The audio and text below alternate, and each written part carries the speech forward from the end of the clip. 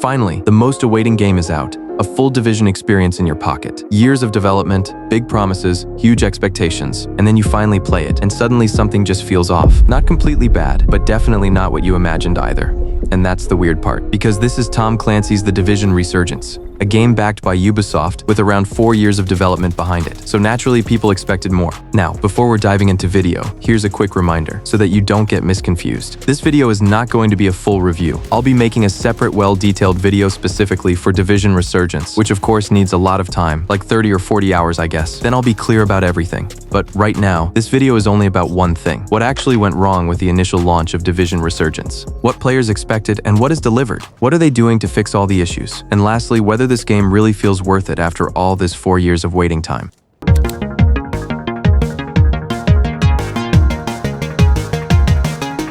When a game like Tom Clancy's The Division Resurgence launches in 2026, it's hard to not expect top-notch visuals. Visuals are the big selling point in 2026. As of right now, the demand is crazier than ever it was. Thankfully, Division Resurgence clearly delivers it.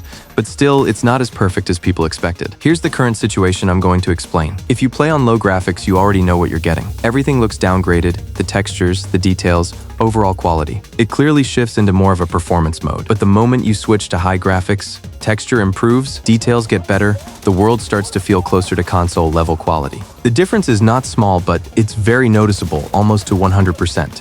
It's far more better than compared to their previous project Rainbow Six Mobile, where graphics doesn't change at all. But here's where the problem starts. Even on high settings, there are still moments where things don't feel fully polished. Distant textures look low resolution. Far objects don't render properly. It feels like the near objects are on 1080p and distant objects are on 480p. The real thing that stings is, it feels very sharper rather than being smooth out. Now, it's all coming from my side, because I've played PC games so much. That could be reason maybe I'm expecting more than I should. But this thing is real. When you're focused on gameplay, you might ignore it. But once you start noticing it, you can't really unsee it. Although this might not matter to everyone, but here's the real another deal breaker. As of now, the game's stability and performance feels inconsistent and sometimes just confusing. In most every devices, the game gets locked around 30 or 45 FPS, and when you try to push it further, you're forced to play this game on beta release mode. The worst thing is, high graphics don't allow proper FPS management, and that creates a weird limitation, because right now in 2026, players don't just want good graphics. They want smooth gameplay, even with high graphics. But here, it feels like you have to sacrifice one for another. Even if you're on iPad or Snapdragon Elite processors, nothing really changes. And that's a huge letdown of Division Resurgence. This isn't something new. A lot of mobile titles from Ubisoft have had this issue, keeping FPS limits lower than what the hardware can actually handle. Here's another crazy thing I noticed that might honestly shock you. When everything is set to low, whether it's VFX, textures, or anti-aliasing, you would expect better performance, right? But instead, it actually feels worse. FPS fluctuates more, the game feels choppy, but the moment you switch to high graphics, suddenly things feel smoother, more stable, and that's confusing, because the whole point of lowering graphics is to gain performance. But here, it feels like the exact opposite is happening. Like all this time I was trying to optimize the game, and even recorded an hour, then realized this stupid dumb thing exists in Division Resurgence too. This was same happening with Warzone Mobile last time. And now with this game, they really need to do something about it. Otherwise, peoples are literally getting scammed. When you combine FPS limits, inconsistent performance, and confusing optimization, it creates an experience that doesn't feel fully stable yet. And that's the problem. Because stability isn't optional. It's the foundation of the entire game. I am planning to make a full FPS comparison video on this topic soon. Basically 4 different CPU, and we'll test out on each of them to see how much optimized in low to high-end processors. But I want you to give a like and subscribe for this channel, so you don't miss out the video.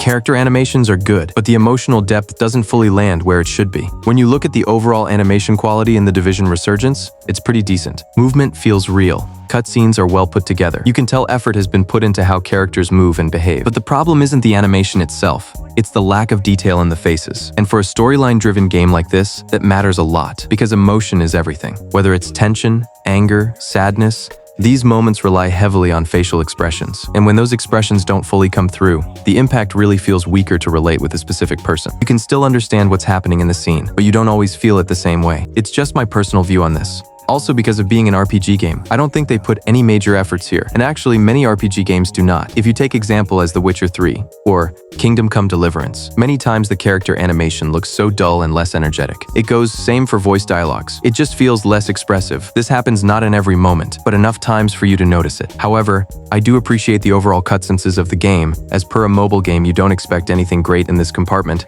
but still, I'm not saying it's purely trash or not perfect either. It's just something stuck in middle. However, this could always be made better in future updates.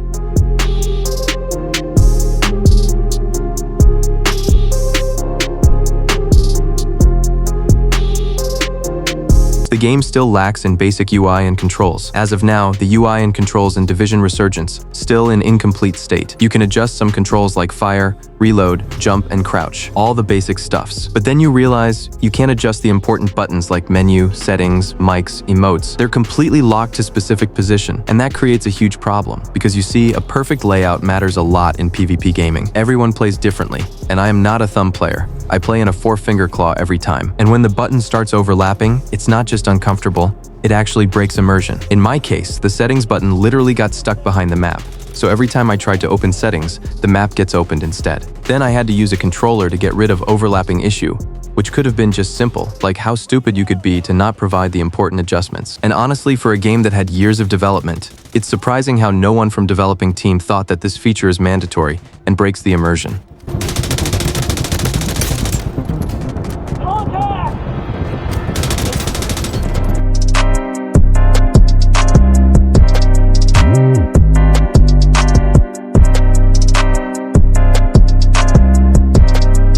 Bugs and sound glitches made the launch feel unfinished. Right from the start, the game had some noticeable issues with audio. During fights, sound would randomly disappear. Gunshots and explosive sounds cut off. Sometimes even character voice lines just don't play. While at the same time, music and certain dialogues continue perfectly fine, which makes it even more confusing because it's not a full audio crash, it's selective. Now, apart from sound, there are also general bugs, and a lot of players have already reported different issues. But personally, after around 7 hours of gameplay, there haven't been any massive game-breaking glitches. Nothing that completely stops you from playing. But that doesn't mean the game is clean.